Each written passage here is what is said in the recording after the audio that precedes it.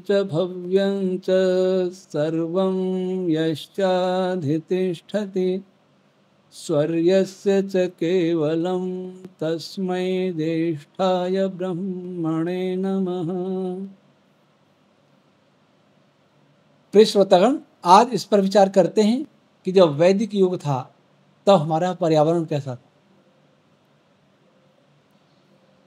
पर्यावरण किस पर निर्भर करता है? पर्यावरण निर्भर करता है कि प्रकृति का प्रत्येक भाग संतुलित है वा नहीं। पर्यावरण को सबसे अधिक प्रदूषित कौन करता है, सबसे अधिक असंतुलित कौन करता है? आप किसी जंगल में जाएं तो वहाँ हवा, पानी, मिट्टी, आकाश सब शुद्ध मिलेगा, कहीं भी कोई प्रदूषण नहीं होगा। और हवा और आकाश का प्रदूषण तो बाहर से भी आ जाएगा, उससे थोड़ा प्रदूषण हो सकता है, लेकिन सबसे अच्छा जंगलों में, पहाड़ों पर शुद्ध वायु लेने के लिए बड़े बड़े पढ़े लिखे लोग जाते हैं। जो बड़े बड़े भव्य भवनों में रहते हैं वे भी इन स्थानों पर पर्यटन के लिए जाते हैं, शुद्ध हवा के लिए जाते हैं, मनोरंजन के लिए जाते हैं, स्वास्थ्य लाभ के लिए जाते हैं। कल्पना करें कि जब मानव पूर्णतः प्रकृति अर्थात वैदिक जीवन पर आधारित था,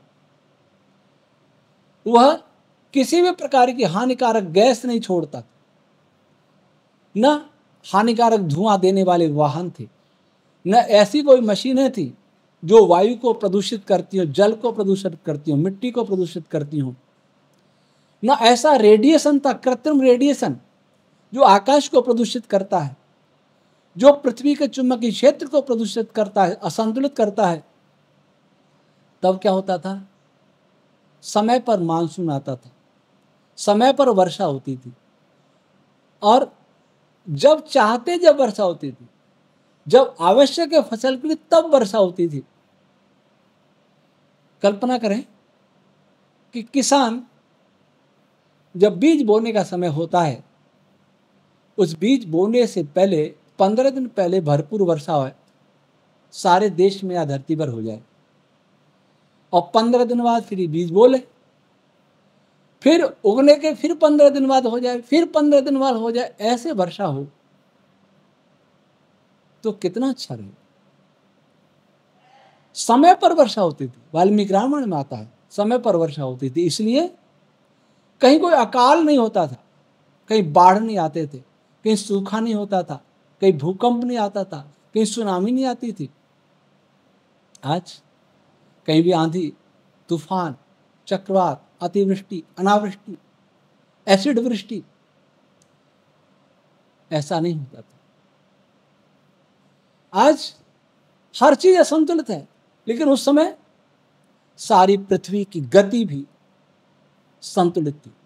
आज पृथ्वी कांप रही है प्रदूषण के कारण, पृथ्वी का चुंबकीय क्षेत्र खिसक रहा है प्रदूषण के कारण, रेडियो प्रदूषण के कारण।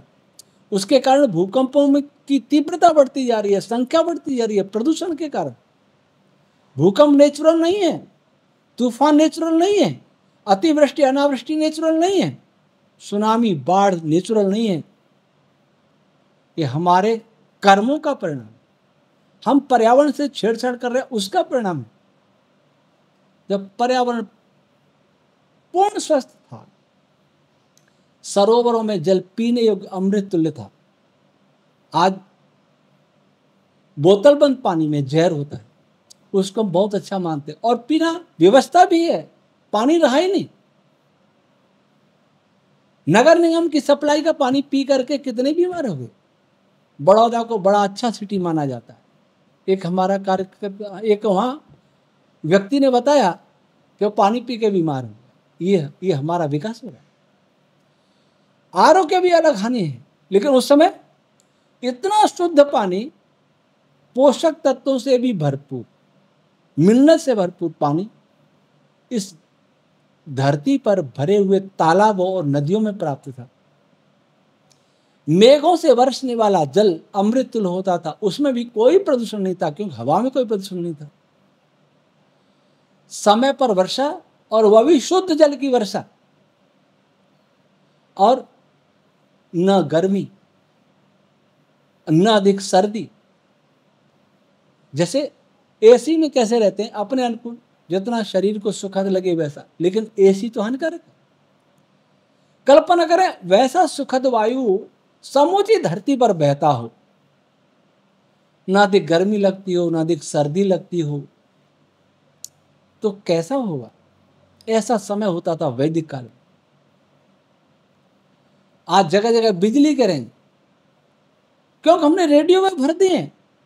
बिजलियों आकाशीय बिजली अधिक मात्रा में गिरेंगी क्योंकि वे भी इलेक्ट्रोमैग्नेटिक वेव हैं और ये भी इलेक्ट्रॉनिक वेव हम भर रहे हैं, इनमें इंटरेक्शन अवश्य होगा। इस बात को समझ नहीं रहे, और जो समझ रहे हैं उनको कोई लेना देना नहीं, क्योंकि वो मरेंगे नहीं, वो सुरक्षित है। मरेगा किसान, मजदूर, पशु। तो उस समय तड़ित पात की भी घटना नहीं होती थी क्योंकि सब कुछ बैलेंस था। और न गर्मी न हीट वेव चलती थी, न शीत लहर चलती थी, और वर्षा किसी को दुख नहीं देती थी, वर्षा सबको आनंद देती थी। ऐसा जब पर्यावरण होगा तो मनुष्य और पशु पक्षी कितने सुखी होंगे। आज हमने सबको नष्ट कर दिया। किसने नष्ट किया? हमारे विकास ने नष्ट किया। जिसको हम विकास समझ रहे हैं उसको हम पर्यावरण का विनाश कहना चाहिए। हमारी इस तामसी बुद्धि ने नष्ट कर दिया। तामसी बुद्धि ने इस भूमि को नष्ट किया है, तामसी बुद्धि ने जल को नष्ट किया है, तामसी बुद्धि ने हवा को नष्ट किया है, तामसी बुद्धि ने आकाश को नष्ट किया है, अर्थात प्रदूषित किया है। मनस्तत्व को हमारा मनस्तत्व प्रेम की तरंगों से, करुणा की तरंगों से, सत्य की तरंगों से, भाईचारे की तरंगों से,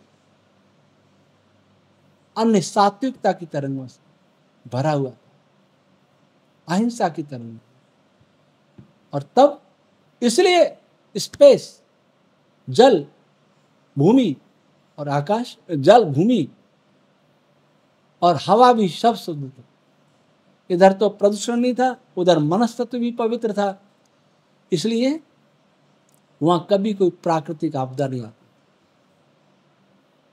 कल्पना कीजिए वो कैसा समय होगा जब धरती पर कहीं भी कोई प्राकृतिक आपदा नहीं, कहीं पर भी ट्यूबवेल खोद करके पानी से सिंचाई करने की आवश्यकता नहीं पड़ती हो, चाहते जब भी वर्षा हो जाए।